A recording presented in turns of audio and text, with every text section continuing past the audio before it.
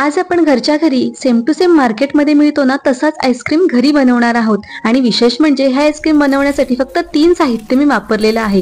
यामध्ये शुगर वापरलेली नाहीये, व्हिपिंग क्रीम वापरलेली नाहीये, अगदी मिल्क पावडर सुद्धा वापरलेली नाहीये, शिवाय फ्रेश क्रीम सुद्धा वापरलेली नाहीये। तरी सुद्धा हे आईस्क्रीम एकदम साध्या सोप्या पद्धतीने आणि मस्त असं बनवून होतं। घरातील लहान मुलं सुद्धा हे आईस्क्रीम बनवतील एवढी साधी सोपी अशी पद्धत आहे। त्यासाठी गॅसवर सगळ्यात आधी जाड बुडाची कढई ठेवून घेतलेली आहे आणि त्यामध्ये 1 लिटर फुल फॅट दूध मी इथे घालून घेतलेलं आहे। इथे मी म्हशीचं गोकुळचं दूध घालून घेतलेलं आहे 1 लिटर, तर तुम्ही अर्ध्या लिटरचं सुद्धा आईस्क्रीम बनवू शकता।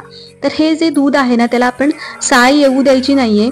गॅसची फ्लेम मी मध्यम ठेवलेली आहे। आता दुधाला चांगली उकळी आली की मी इथे केसर काड्या घेतलेल्या आहेत 10 ते 12 आणि केसर घालणे पूर्णपणे ऑप्शनल आहे।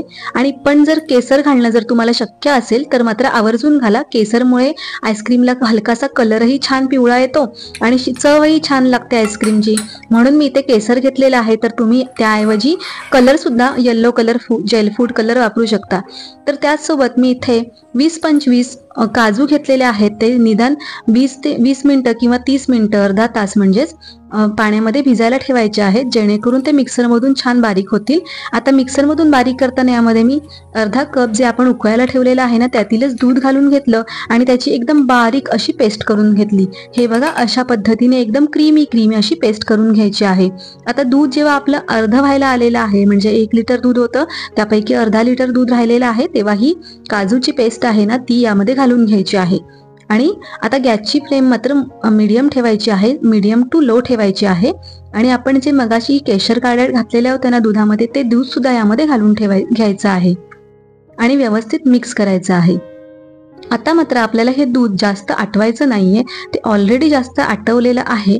आता मात्र याला चांगली खळखळून अशी उकळी आली पाहिजे आणि एकदम कुळथाच्या पिठल्याप्रमाणे किंवा बेसनच्या पिठल्याप्रमाणे जसं दिसतं ना तसंच हे मिश्रण आपल्याला दिसलं पाहिजे। हे बघा अशा पद्धतीने।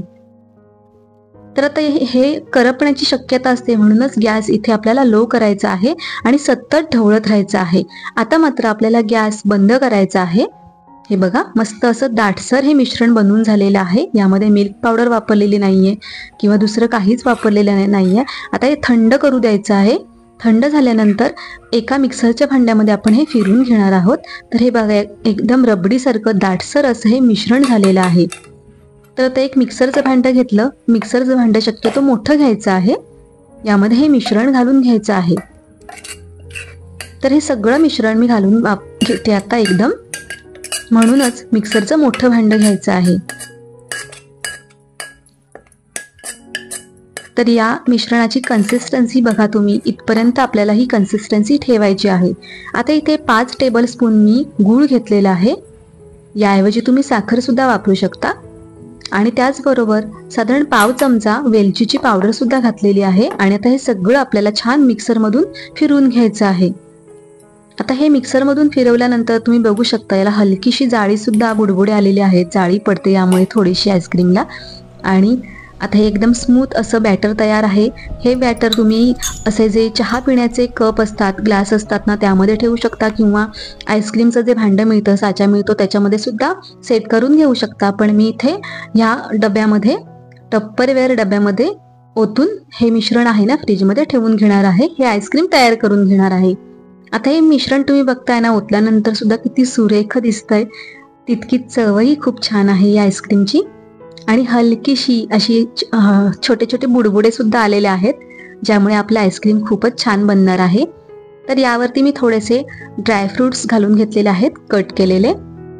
तर यामध्ये बदाम आणि पिस्ताच मी घातलेला आहे। तर तुम्ही तुमच्या आवडीप्रमाणे गुलाबाच्या कळ्या, पाकळ्या किंवा असे ड्राय गुलाब असतात, गुलाबाच्या पाकळ्या असतात त्या, काजू, बदाम, पिस्ता तुम्ही तुमच्या आवडीप्रमाणे ड्रायफ्रुट्स घालू शकता।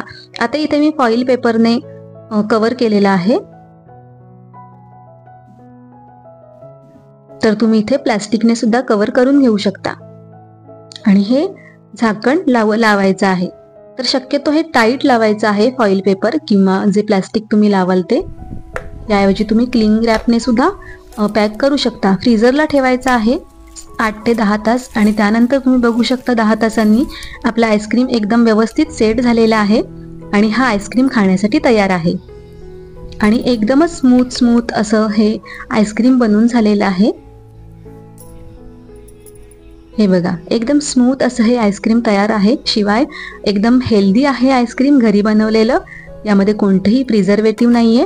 आणि इथे मात्र माझ्यासोबत थोडंसं उलट घडलेलं आहे, म्हणून हे आईस्क्रीम थोडंसं मेल्ट झालेलं आहे। बघा, हा कॅमेरा आहे ना इथे हललेला आहे आणि त्यामुळे तो सेट करण्यात वेळ गेला आणि त्यामुळे हा आईस्क्रीम जो आहे ना तो थोडा मेल्ट व्हायला लागला आणि त्यामुळेच हे आईस्क्रीम थोडं प्लेटमध्ये घातल्यानंतर स्प्रेड झालेलं आहे।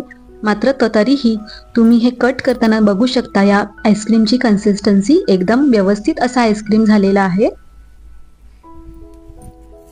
पण माझा ट्रायपॉइड नेमका पडला इथे आणि म्हणून मग मला वेळ गेला तो सेट करताना आणि त्यामुळे हा आईस्क्रीम आहे ना तो मेल्ट झालेला आहे। पण तरीही तुम्ही या आईस्क्रीमचं टेक्स्चर बघितलंत ना, आतून किती मस्त आहे ते। थोडे आणखीन मी ड्रायफ्रुट्स घालून घेतले आणि आता चमच्याने तुम्हाला कटही करून दाखवते, किती मस्त असा आईस्क्रीम झालेला आहे। तर मग वाट कसली बघताय, लगेचच आईस्क्रीम बनवून बघा आणि मला कमेंटमध्ये सांगा तुमचा आईस्क्रीम कसा बनलेला आहे ते। व्हिडिओ आवडला तर व्हिडिओला लाईक करा आणि चॅनलला सबस्क्राईब सुद्धा करा। Bye bye.